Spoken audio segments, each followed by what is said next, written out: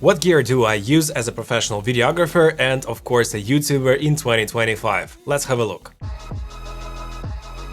What's good, guys? My name is Oleg Nikitin and you're watching No Limits On channel. So my subscribers frequently ask me what gear I use and why, so today I'm gonna tell you everything you need to know about the gear I use and why I use not the latest and greatest gear, but I get the best results out of it. And of course, guys, we'll start off with the camera. So right now I'm recording this talking head portion on my Sony ZV-E1, which has exactly the same sensor as the Sony FX3, A7S III and FX6, and in my opinion this is the best bang for a buck that you can get in a camera in Sony lineup. This camera gives you outstanding image quality, 10-bit, 4K up to 120 frames per second, but it does have some issues and nuances, and the most obvious is the overheating issue. That is why I'm using the cooler fan with this camera almost all the time. It's with a Peltier element and it cools down the camera like crazy, and I can film in 4K even 120 frames per second in direct sunlight for very long periods of time and don't get overheating. And also, guys, this camera does have only one SD card slot, and for redundancy I also use my Atomos Ninja 5 recorder and monitor, and I'll talk about it in a few minutes in more details. My second camera is of course Sony FX30. It's an APS-C camera and it does have a built-in cooling fan and dual card slots, so if I'm recording a president of some company or something very important, the FX30 is just a must-have camera. And if you want to use it in the elements, the FX30 has the weather sealing and it's pretty reliable, so I really enjoy the combination of those two cameras, the FX30 and the ZV-E1, because of the image quality and the redundancy. And my recent purchase is the Sony ZV-E10 Mark II, which has exactly the same sensor as the Sony FX30, and this is an outstanding C camera or B camera or a backup camera for your kit. I do have a full in-depth review of this camera from the videographer standpoint, so I'll leave a link down below. And this camera is simply outstanding and awesome for its price range. So I bought this camera for around $1,000 with the kit lens Mark II. I'll talk about it in a minute as well. But all in all, this camera is simply super good in terms of image quality and for the bang for a buck. That's it for the cameras. Now let's talk about lenses, and I think the most underrated zoom lens for the Sony E-mount is the Sony 20-70mm f4G lens, because it's super versatile. It's a wide-angle lens or even ultra-wide-angle lens on 20mm, and 70 is more than fine for me for reportage-style shoots. It also has great minimum focus and distance at 70mm, and all in all, it's very sharp. You can get outstanding results with the ZV-E1 paired with 20-70mm f4 lens, and here is some sample footage from our weddings and workshops that my wife is doing in Europe. Join us if you want to get some awesome portfolio in Europe, by the way. And all in all, guys, this lens is super useful. One more crucial thing is that with Sony native lenses, the image stabilization or the IBIS performance is much better than with third-party lenses, and I did have some extensive tests about this issue. And if you want to use your camera handheld, you'd better pick the native Sony lenses, and this 20-70 is simply a killer deal for the price. My second full-frame lens is the Yongnuo 85mm f1.8, which is extremely sharp even wide open, and I mostly use it for creative shots or talking head shots when I'm using two cameras. So my Sony FX30 with the Viltrox 27 f1.2, I'll talk about it in a second, and the ZV-E1 with the 85 Yongnuo f1.8, and it gives me a great result. And the third full-frame lens in my kit is the Meike 35mm f2 lens. It's not the best lens in the world, but bang for a buck, it's great for talking head shots. It does have pretty severe focus breathing, and also it makes the image look warmer, so I need to set my white balance for 300 to 400 kelvins lower to get the best and proper white balance. But all in all, it's pretty sharp wide open, and all of my talking head shots throughout like 15 or 20 last videos on my channel are shot with this camera and lens combination, the ZV-E1 and the Meike 35 f2. Great lens for the money. Now let's talk about APS-C lenses, and my favorite of all time is the Viltrox 27mm f1.2 Pro lineup lens, and it's about 40mm full frame equivalent, and the background blur and separation is like an f2 lens on a full frame camera. All in all, it's a great lens for talking head shots, for wider shots with a lot of background separation, and all in all, it's very sharp from f1.2 already.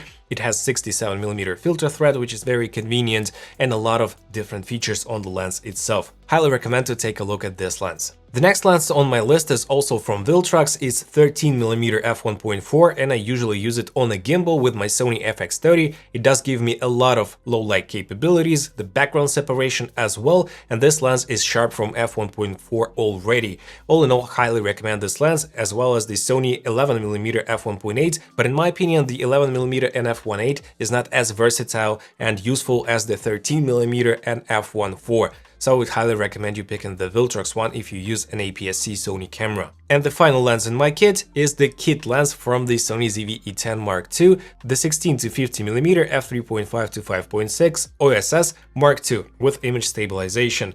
It's a great kit lens because I don't have any other zoom lenses for my APS-C cameras, and it's just a backup lens just in case for me to have an extra zoom lens in my kit. The next thing on my list is the lights I'm using on a daily basis, and my favorite light of all time is the Colbor CL220 because it's rather cheap, it's also pretty compact, it has a quiet mode at 50% brightness, the color reproduction is great, the output is great as well, and right now it's lighting me with the 90cm softbox right here. All in all, great light. The next light I'm using constantly as a backlight is the Inke GC30. It's kind of a big flashlight with changeable color temperature and built-in battery, which works for a very long time, and I use this light almost all the time for the backlight when I shoot talking head portions. When we also did bring this light for our workshops to Europe, and we did have it as a single source light, and here are the shots I took using only this light. Quite amazing, right? The next light on my list is the RGB light Sokani X60. It's not super bright, but it does have very bright RGB LEDs, and I use it for my backdrops. For example, if you see the blue or the orange background, this is made with this light, lighting the white wall behind my table. Also, this light is very compact and quiet, it's made out of metal completely, super rugged, so I can highly recommend it as an RGB light for your kit. As a fill light, and especially for product shots, I usually use the W100 light by Colbor with the inflatable tube modifier and the little battery grip, which can work for about an hour at 60 watts output. And in my opinion, this is the best fill light I can get for the softness of the inflatable tube and for the convenience of using the battery power. And for the colorful accents for my top-down shots, you can see those little light accents in the corners of the shot. I use a very cheap and super affordable light tubes from Digital Photo Company. They're called P200, and I did make a review of those in the beginning of my YouTube career, and they're very simple, super affordable, but worked flawlessly for more than 4 years for me. And for the light modifiers, I do use two 90cm softboxes. This one right here, it's not foldable, by Godox, and the other one is from Ambitful Company. It's a fast assemble disassemble system, 90cm softbox as well for my on-the-go shoots. And occasionally I also do bring an umbrella with me to the on-the-go shoots, and I put it to the umbrella holder of my CL220 Colbor light and have a very lightweight and affordable solution for soft light on the go. Now let's talk about the tripods. My main tripod is from Surrey. The sticks are from Surrey or Sirui, you probably heard this name, and it's a very simple set of sticks, but I do use the GH06 from E-Image in terms of the head because it's a fluid head. It's very heavy, but it does make pretty nice and fluid pans and tilts, and all in all, it's the best video head I've used ever. But guys, this heavy tripod lives in my studio and I don't bring it everywhere with me. So for the outdoor shoots and for my on-the-go shoots, I do use two carbon fiber tripods, my Ulanzi Common Zero Y tripod, which is 1.1 kilogram only, and I've been using it for several years and it did amazing. Also, I do use the newer LT38 tripod, which stands for Light 38. It's a bit heavier, it's 1.5 kilograms, but it's a great tripod, it's a bit more sturdy, and for the on-the-go shoots, for the talking headshots and for the interviews, it's great. And I also do occasionally use another Ulanzi tripod, which is a transformable tripod, TT35, which has the hiking sticks built into it, but it's not as stable, so I only bring it with me when I have 3 camera shoots for the podcasts or the interviews.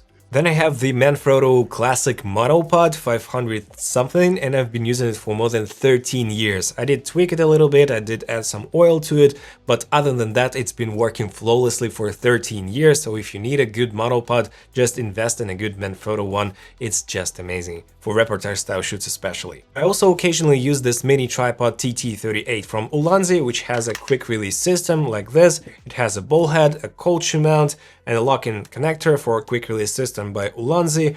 All in all, a great mini versatile tripod with a little hook right here, so you can place it at almost any wall or fence or whatever, and for on the go, for traveling, it's a very nice addition. As for my light stands, I do use the E-image stands. They're pretty high, they have very wide spread of the legs, and they have more than 2 meters of height and very stable. And for my studio, guys, I also use a C-stand with a little bar on the top. It's from Falconize company and it's around $80, I guess. It wasn't expensive at all, but it does work pretty fine and it holds my main light, and I can transform my studio from the talking head portion to the top-down shot and filming on the table. Very convenient. And also, guys, connected to my C-stand, I have the sound blanket. It's around $100. It's not cheap, but it does reduce the echo in my studio a lot, and also it eats up a lot of reflections from the white wall. Highly recommend it as well. And guys, I sold my drone, so I don't own a drone anymore. I used to have the Mavic 2 Pro, but right now I'm just asking my colleagues to have a drone shot if a client asks me to make a drone shot. No regrets, to be honest. As my main gear and camera backpack, I've been using the PGY Tech 1 More 2 model of a backpack, and it's been amazing. It's pretty big, it fits all of my cameras, lenses, sometimes lights, sometimes tripod, etc. So all in all, a very versatile with a ton of cool pretty feature-rich backpack. As far as the slider goes, I do use a Toprig S60 by Axon. It's a very versatile slider, super easy to use, easy to navigate, it has a built-in turn mechanism, and all in all I love this slider. But guys, to be honest, I rarely use sliders in my day-to-day shooting scenarios, so it's just there. It's there. For more than a year, I've been using my iPhone 15 Pro Max in Apple Log as a C camera or my on-the-go camera or the third camera with my Sony cameras, and you can mix and match the footage with the Apple Log and Sony cameras in S-Log 3, for example. And I also use my iPhone for travel filmmaking. As you can see right here, I'm showing you some footage from Wadi Rum Desert in Jordan, and I also use the freewheel case and a freewheel magnetic filter, so it simply attaches like so. It's a very strong filter, 3 to 7 stops, and with a polarization effect as well. A very nice solution, so if you use your iPhone in Apple Log as your C cam or B cam, it's a very nice and convenient way of using it. So my gimbal of choice is the Zhiyun Cinepeer Weebill 3E, and I did sell my DJI Ronin S first generation because it was very heavy and my back hurts, and the Cinepeer is simply great. It can handle easily my Sony ZV-E1 in the cage with 20 to 70 at 70 millimeters. It has up to 3 kilograms of payload, the smoothness is there, and I was really surprised, pleasantly surprised that the Zhiyun gimbal is giving me those results, because previously I didn't have very great experience with Zhiyun gimbals, but this particular model got me change my mind. As for the audio, my main and favorite microphones of all time are the Rode Wireless Pro system, because it has internal recording, backup recording, 32-bit flow recording, great audio quality, great kit lavalier microphones. All in all, super nice and versatile microphones. I've been using them for more than a year. The battery life is still amazing, and all in all, I think it's the best bang for a buck and the most versatile microphone system for the interviews on the market right now. You simply buy it once and never get worried about your audio at all for many years to come. Also, I've been using the Comica VM40 shotgun microphone with built-in recording, which is recording me as a backup microphone right now, because I'm using the Sennheiser MKE600 as my main microphone, which records into my computer through the audio interface. And I do have a separate video about my audio solution in the studio. You can find it in my channel, on my channel. And this Comica is just a backup mic, because a couple of times I didn't press record on my main microphone, and this is just making me much more convenient. Or if the levels somehow changed or something else, this mic is giving me a backup. Or if I need to film a client without the little lapel mic or lavalier microphone in the shot, I can use the Comica and still get great audio quality because it records in 32-bit float. And I rarely use my Zoom H1, the first generation, for recording the DJ's mixture audio, but also recently I started to use my transmitter from Rode Wireless Pro to do the same thing and to transmit the audio signal straight to my camera to monitor the audio at all times. So basically I don't really need the Zoom H1 anymore. As my portable fog machine, I've been using the Colbor CF5. It's very compact, the quality of the fog is very nice and I really like those effects, and all in all it's super cheap and affordable. It's like around $100 and you just can have it in your kit and use it occasionally for the product showcasing shots. And speaking of the monitors, guys, my favorite one is the Atomos Ninja 5. It's a good monitor, but it's even better in terms of recording the footage. Right now I'm recording in 4K in ProRes LT codec, and I can record at up to 6 hours with 1 terabyte SSD, and I simply don't transfer the footage to my other SSD drives. I edit straight off of the SSD from the Atomos Ninja 5. And this is a very convenient way of running a YouTube channel, because I simply record to my SSD to the Atomos Ninja 5, then I simply plug it into my computer. I don't transfer the footage, I edit all of my videos, I upload it to YouTube, and then I can simply delete the footage and redo it again. So I don't have to transfer the footage, it's faster, it's more convenient. The ProRes is better in terms of editing performance. So all in all, for the recording capabilities, I simply adore the Atomos Ninja 5.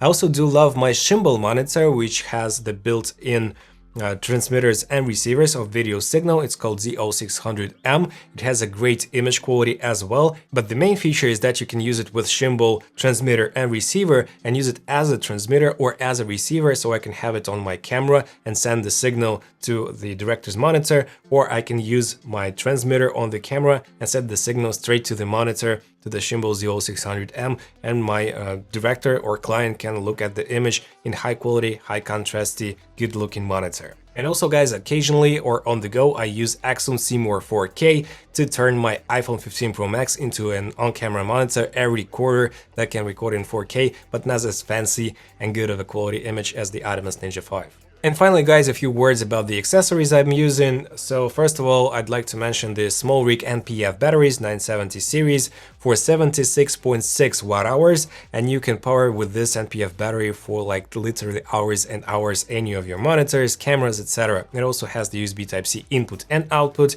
USB Type-A output, so you can charge your camera with the USB Type-C, you can power your cooling fan with the USB Type-A and still be powering your on-camera monitor throughout this battery for more than 4 hours, even with the Atomos Ninja 5, which is very hungry for power and juice. So those batteries are just awesome. I have 2 of those, highly recommend those.